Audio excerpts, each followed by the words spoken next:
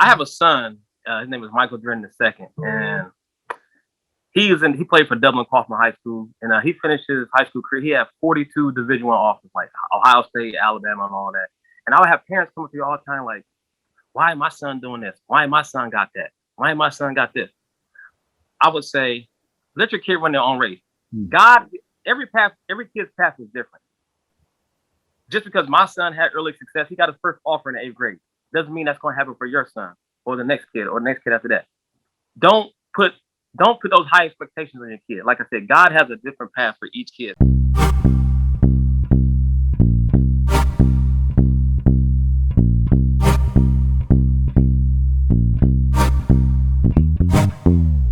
Hello, everyone. This is author Tim Brown, the book, Uncommon Athletes, Filled with Passion, Fuel Your Purpose. I'm excited to have with me two truly uncommon gentlemen.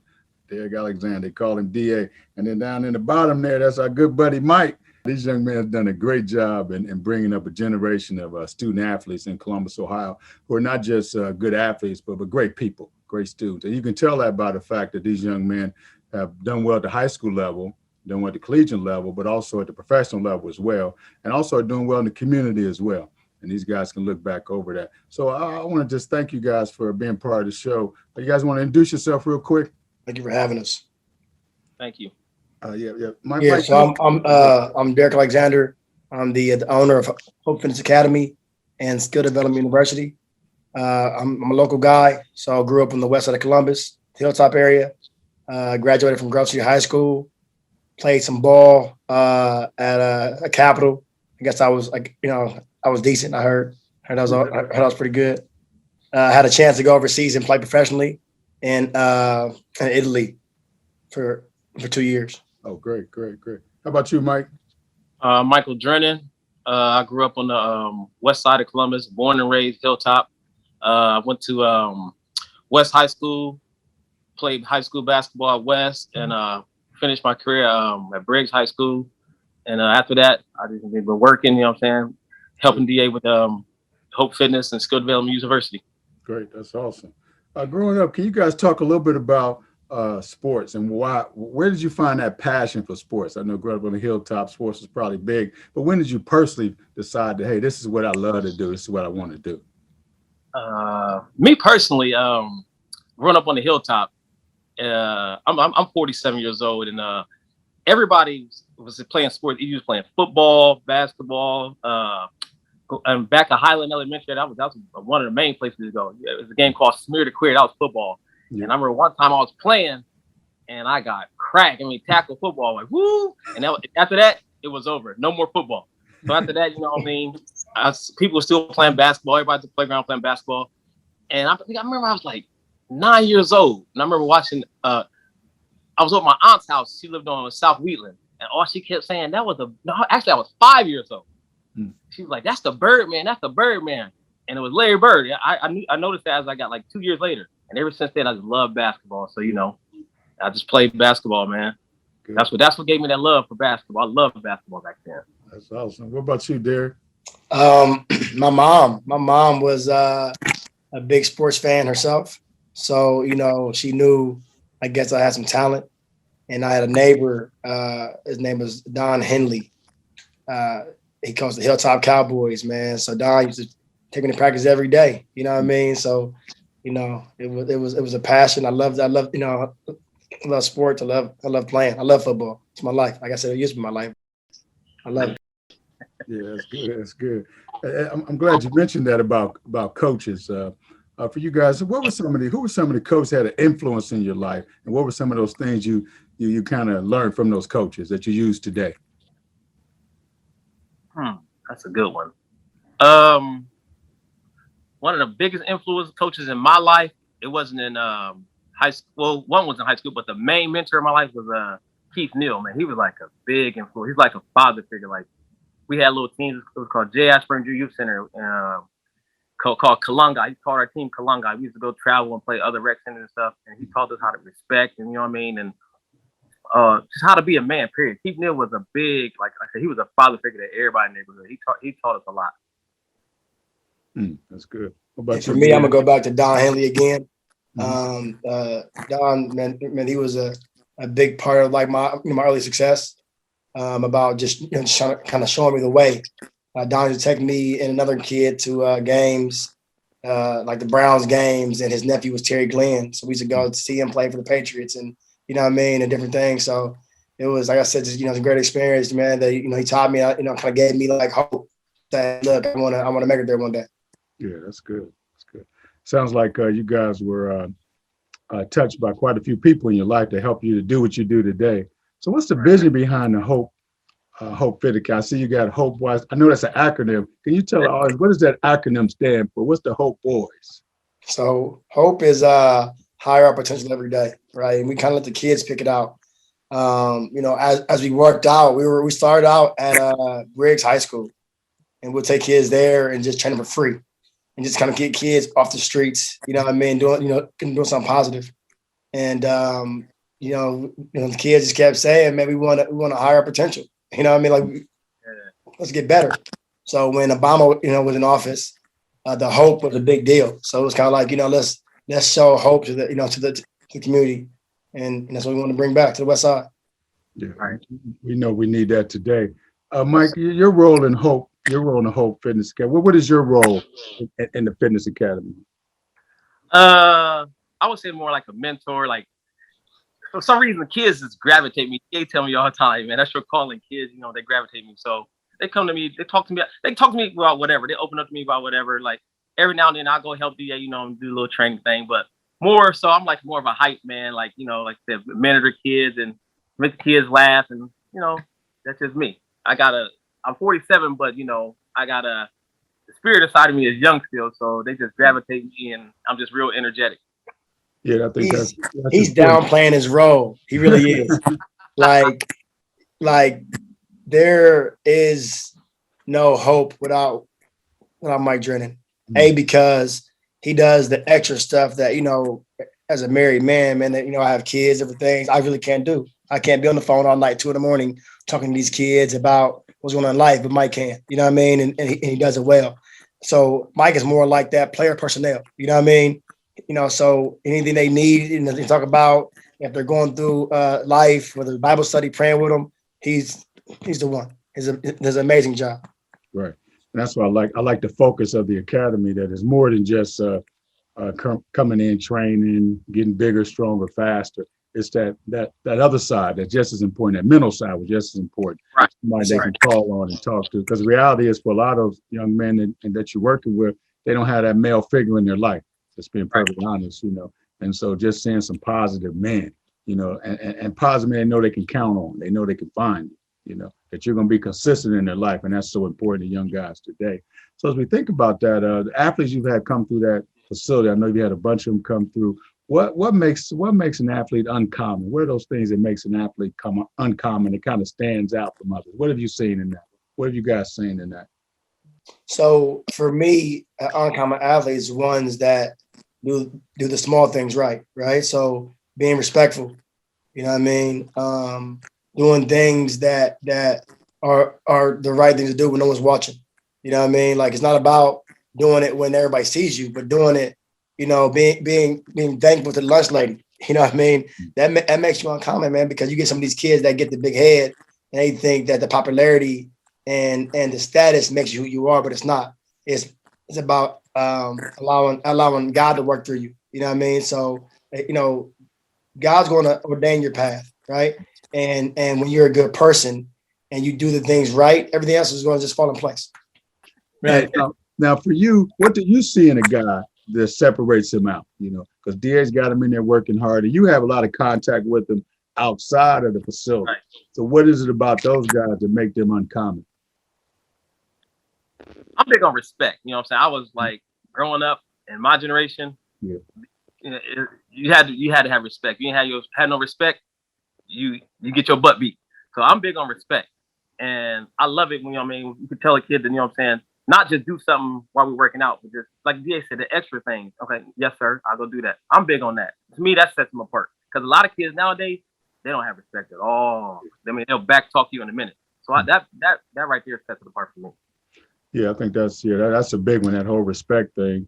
And then also the fact that they're willing to get that extra, meaning that they're reaching out to you. because not like you reaching out to them as much, but they're reaching out to you. There's a proverb that one of the gentlemen shared during the video series. Was he said this African proverb that when the student is ready, the teacher will appear. When the student is ready, the teacher will appear. And so I think with that uncommon athlete, that they're ready, and when they're ready, the teacher's there. Right. But they gotta be ready. Yeah. Right. That's what kind of separate those uncommon guys, that they're ready for instruction. They're willing to learn. They're willing to get better. You ain't got to make them come to practice. You ain't got to make them come to the workout. That they want it. And when they get there, you guys is ready for them. Right. You're right there ready for them. So that's so important. That kind of makes that's what that uncommon athlete is all about. So for you, Mike, I want to ask you this, Mike. What is that inner drive that keeps you going and want to help these guys? What is it about? What's inside of you that gets you up and say, hey, this is what I love to do. What is that inside of you? I just love the energy. I just love to see at the end of the day, I love seeing smiles on kids' face. I just love the drive, the help achieve, see their reaction when they've reached their goal. You know what I'm saying? To see them as they keep growing and growing and growing. Like you take a kid from bottom and just see him growing from next level. I love it. That passion in me, it just burns. I just love to see a kid succeed and just keep growing. I love it. Good.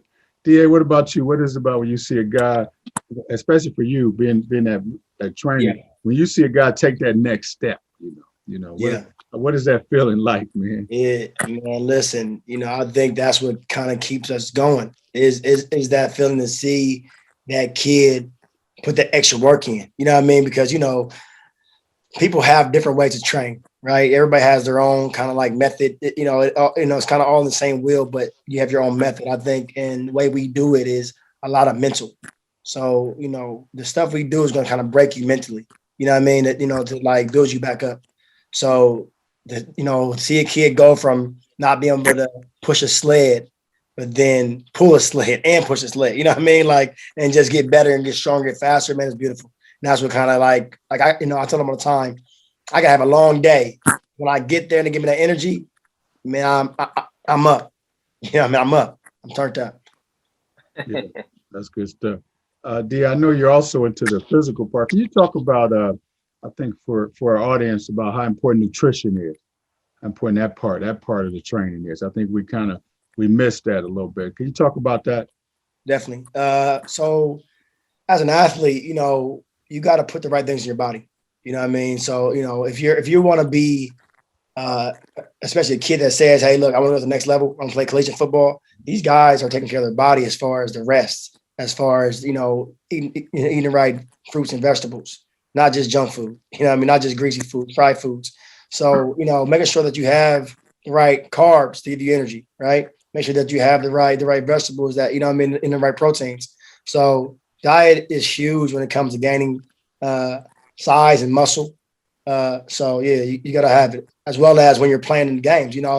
Every fall you'll see, man, kids falling left and right with cramps. They're not hydrating themselves. You know what I mean? They're not eating the right foods. So you gotta make sure that these kids are getting prepared, not just with the training aspect, but the eating aspect and the hydration aspect to be a great athlete. Well, what word encouragement would you give these young men today? We see all the violence going on in the city of Columbus, and we know, and you're at a different, we grew up in a different era where, right. I mean, we just played, we just had a good time. We just, respected we go back to our respect thing. We respected one another and respect. What word of encouragement would you give the young guys today? If I could say one thing, put God first, because without God, there's nothing. And honestly, if they put God first, like we was brought up on back in the day, that's what I think is missing.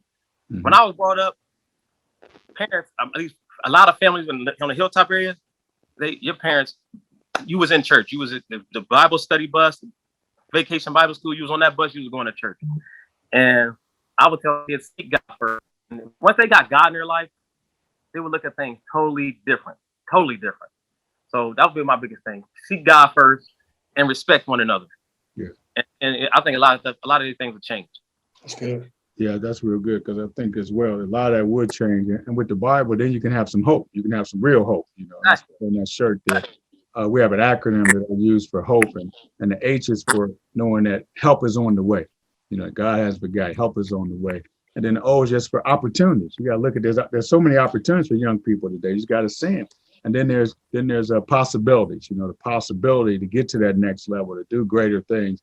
And that E is for expectation. And I tell guys, when you're going through all this, you got to expect a blessing. You know, you got to expect a blessing, you know. And I know your motto in the program is train up a child in the way they should go. When they're old, they won't depart, you know. Hello. We got to train them. We have to train them. We have to train them. We have to train them. And that's why I appreciate you guys filling that void, because you're filling a void. You're filling a void in some guys' life. You know? Right. You may be that only male, positive male that they see, you know. Yes, and not only are they seeing you, but they're also seeing the spiritual you as well, you know. Right. And when you talk about putting God first, you're not just talking about, you're living it out, you know. Right. I've been to the facility, and the thing I love about the facility on Refuge is the atmosphere. You know, when you walk in there, there's a certain spirit that's in that building, you know. Sure. There's a certain spirit. You can just feel it in there, you know. Hey, this is the right place. This is a safe place to be, you know. Right. This is a place where you can grow. I don't know what else is going on in your day, but in what you were saying, DA, when you get there, what a blessing it is to pick you up. But think about this, when those boys get there. Yeah. No matter what they've gone through all day, man, when they walk through that door and they see you guys, they see Mike pumping them up, they see you working, they're like, it's going to be all right. Right. You know, and that's what we have to do. So I want to appreciate you guys' time. But lastly, I want both of you all, you can just answer this question for me or share with the audience a word to the parents. Because sports is a little different today. Even what we're talking about, the personal training, the working out, you know, we basically played on the playground. You know, that's where we got it from, you know. We I don't know, not many of us had personal trainers or even going to camps for that matter. You know, I mean, it was just what you got on the playground. So today, children have those opportunities. Parents have the finances, resources to provide that. But what is it that what is that thing that a parent can really do to help their child be successful, get to that next level? I might take that one as a parent. Yeah. I don't want to be long-winded. I would say let your kid run his own race. I have a son. His name is Michael Drennen II, and he played for Dublin Kaufman High School, and he finished his high school career. He had 42 Division I offers, like Ohio State, Alabama, and all that. And I would have parents come to me all the time, like, "Why my son doing this? Why my son got that? Why my son got this?" I would say, let your kid run their own race. God, every kid's path is different. Just because my son had early success, he got his first offer in the 8th grade, doesn't mean that's going to happen for your son or the next kid or the next kid after that. Don't put those high expectations on your kid. Like I said, God has a different path for each kid. So let your kid run his own race, and at the end of the day, it's going to all work out for him. Don't put that pressure on him, because when you put that pressure on your kid, I've seen it. Mentally, the kids will tap out on you. So let your kid run his own race. And like I said, God got different paths for people, and it's going to all work out in the end.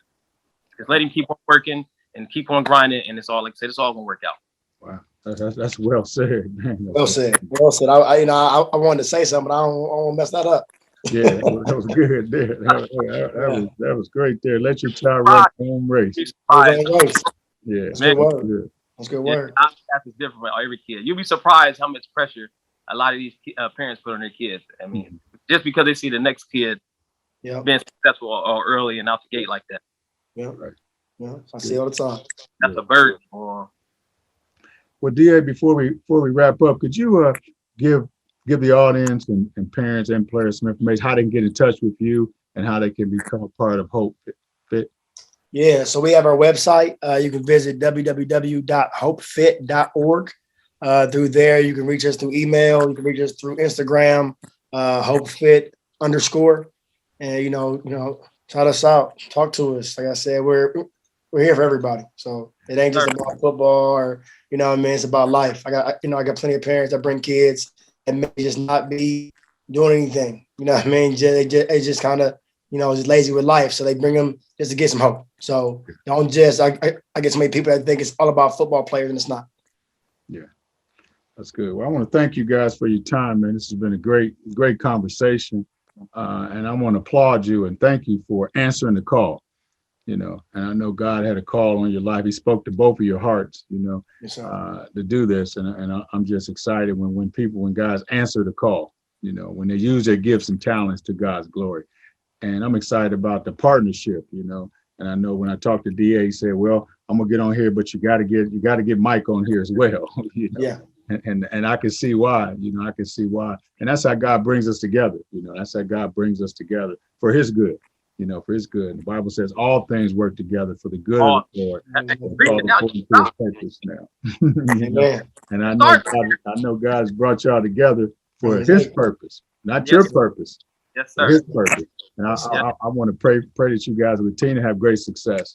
And I want to thank you. And personally, I want to thank you for all you guys doing for the City League guys. You know, I know Malik, I know Derick, and I know how excited they are to be in the league. And that's all they talk about, you know. And I know, especially Coach Maddox, all he talked about was DA. I said, now who is this DA? I got to find out who this guy is. That's all Coach Maddox would talk about. It. What was DA? It was DA. Now I know why. So I want to thank you guys for your time, and I appreciate you. And I want to continue to pray to God we continue to bless all that you do. So have a good day, guys. Appreciate you. Thank you, sir. God bless you too. All right.